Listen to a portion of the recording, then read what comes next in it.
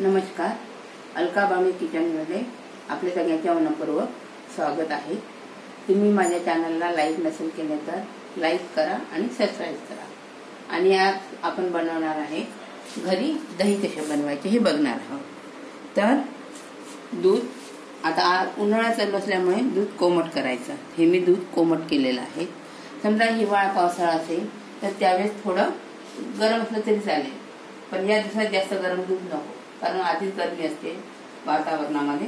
त्यामुळे आपलं बोट थोडं कोमट लागेल असं दूध गरम करायचं।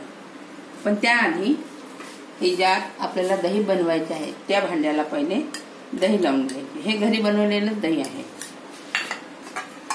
खाली चमच्याने लावून घ्यायचं असं, आणि हे इकडे पण लावून घ्यायचं बाजूने।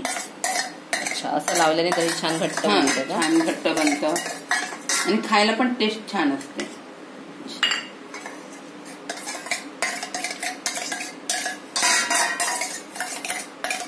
हे असं पूर्ण लावून घ्यायचं दही।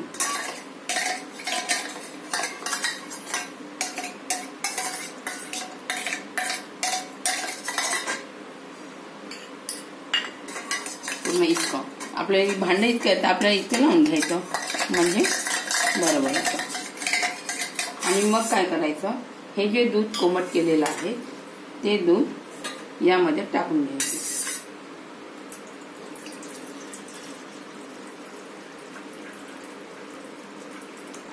बघा, हे आपण दही लावलं तिथपर्यंत हे बरोबर झालं।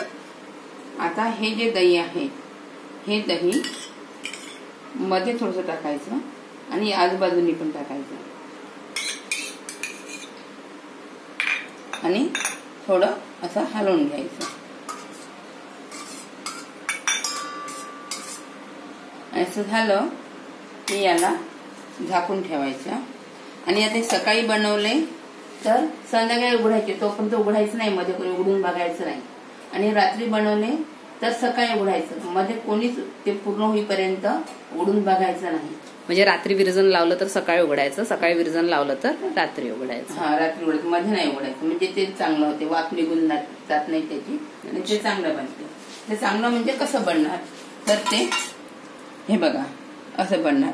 समजा आपल्याला एखादं वाटलं की आपलं दूध कमी जास्त झालं कोमट करण्यात, तर वरती पाणी वाटलं दही बनल्यानंतर तर वरवरचं पाणी काढून घ्यायचं आणि ते फ्रीज मध्ये ठेवायचं, की थोडं त्याला घट्टपणा आणखी येतं। फ्रीज मध्ये थोड्या वेळाने आपण मग खाऊ शकतो चांगलं। फ्रीज मध्ये किती वेळ साधारण? तर 1 तास वगैरे ठेवलं तर चांगलं बनतं। अच्छा, 1-2 तास। हे दही बघा बनलेलं आहे, हे बघा असं छान छान दही। आपल्या हे दही चांगलं आपल्याला पनीर टाईप दिसतं बघा। हे असं कापता येतं असं, तर हे खायला छान टेस्टी बनलेलं आहे, एकदम आंबट नाही, छान आहे असं। अशा प्रकारे हे दही बनवायचे आहे आपल्याला। आणि ही सोपी पद्धत आहे दही बनवण्याची। हे दही खाल्ले तर आपल्या शरीरासाठी चांगलं राहील।